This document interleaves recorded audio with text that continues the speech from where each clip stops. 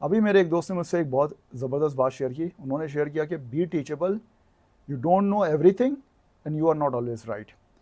अब ये बहुत ज़बरदस्त बात है। और कौन नहीं है जो कामयाब होना चाहता है? हम में से हर कोई कुछ ना कुछ अपनी ज़िंदगी में हासिल करना चाहता है, लेकिन जो मैंने अपने तजर्बे से 12 साल के थ्रू ट्रेनिंग एंड डेवलपमेंट और कोचिंग की फील्ड से लोगों के साथ इंटरेक्ट करके ऑब्ज़र्व किया है, एक बहुत बड़ा ब्लॉक लोगों के साथ एक ये जो माइंडसेट है ना लोगों का हमारे यहाँ, कि मैं अकेले कुल हूँ। और सोशल मीडिया के आउटबर्स्ट के बाद तो आप यकीन करें कि ऐसा लगता है हर कोई ही फ़लसफ़ी है, उसको बहुत अच्छा फ़लसफ़ा आता है हर चीज़ का। उसको जो है ना इकोनॉमिक पॉलिसी भी आती है, उसको नफ्सियात का भी बहुत ज़बरदस्त इल्म है। तो अब जब ये कैफ़ियत होगी कि मैं अकेले कुल हूँ और मैं सब कुछ जानता हूँ, तो फिर आपको कुछ सिखा नहीं सकता। ये एक माइंडसेट है जो हमारे माशरे में बहुत भरपूर तरीके से पाया जाता है, और ये एक बहुत बड़ा ब्लॉक है टुवर्ड्स योर सक्सेस। तो अब इसमें आपको ये बात समझनी चाहिए कि ये यानी ये कैसे? ये इसलिए होता है कि आप अकेले कुल नहीं हो सकते, भले ही आपने अच्छा ये होता क्यों है? ये होता है इसलिए कि आपने बहुत अच्छी जगह से कोई डिग्री की, बहुत कोई बड़ी सर्टिफिकेशन कर ली, कोई ट्रेनिंग ले ली, तो आपने कहा जी आई नो इट ऑल। अच्छा चलो, फिर बात समझ आती है। लेकिन बाज़ लोग तो ऐसे होते हैं जो जो जिन्होंने कुछ नहीं किया हुआ होता, वो फिर भी कहते हैं कि जी हम सब जानते हैं। तो वो तो बड़े ही उनका लेवल ही अलग है। तो अब बात ये है कि जब आपके अंदर ये माइंडसेट है, तो फिर आप सीखने यानी आप you are not open to learning. अब जब आप सीख नहीं रहे तो आप इम्प्रूव नहीं कर रहे। तो अब मसला ये कि आज की जो दुनिया है, खुसूसन एआई के आउटबर्स्ट के बाद, वो बहुत तेज़ी से तब्दील हो रही है, बहुत सारी चीज़ें आउटडेट हो रही हैं। तो अगर आप नहीं कोचेबल हैं, ट्रेनेबल हैं, टीचेबल हैं, तो you are becoming obsolete very quickly.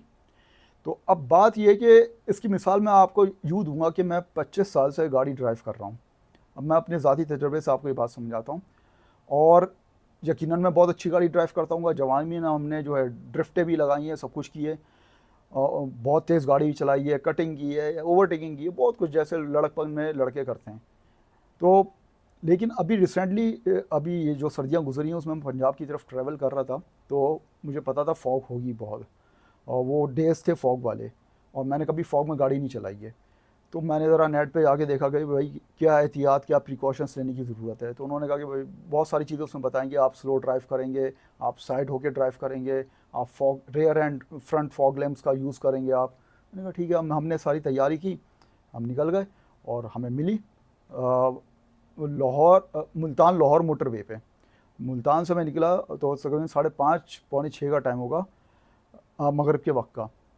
एक फॉग ऐसी स्टार्ट हुई कि यकीन करें कि मैं गाड़ी, ऐसा लगता था कि लेके एक तो होता है अंधेरा, घुप अंधेरा, और एक होती है सफ़ेदी।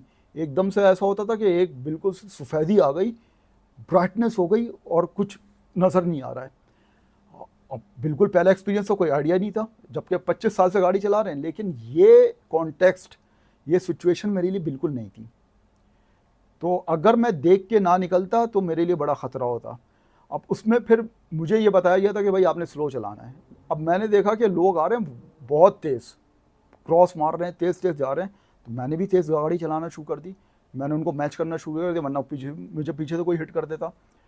तो ये डिफरेंस होता है। इससे मैटर नहीं करता कि आप कितना जानते हैं, आपका कितना तजर्बा है, कितनी महारत रखते हैं, बात होती है हालात। अब जैसे कि आप सवात साइड हिल एरियाज चले जाएं, वहाँ पे हर कोई गाड़ी नहीं चला सकता जब बर्फ़ पड़ी हुई होती है, क्योंकि गाड़ी स्किड करती है।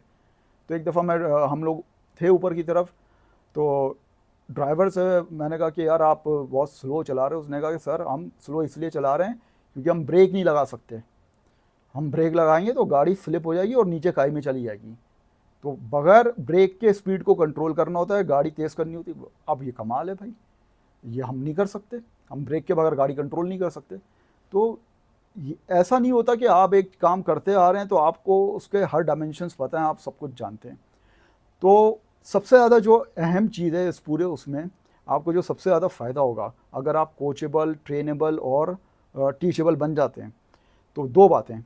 एक तो आप बहुत तेज़ी से इम्प्रूव करेंगे, और सबसे जो अहम बात है इसमें कि आप अपने फेलियर्स को हैंडल करने के बहुत अच्छे तरीके से काबिल बन जाएंगे।